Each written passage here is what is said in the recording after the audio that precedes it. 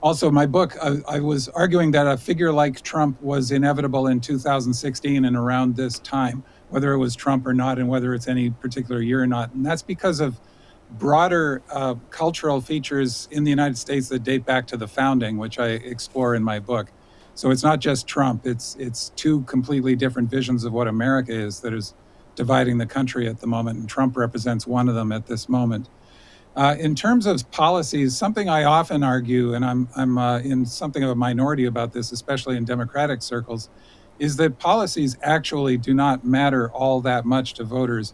It's how the policies feel to voters that matters. Most voters don't understand policy details, and even if they're capable of understanding them, they don't have the time to investigate them.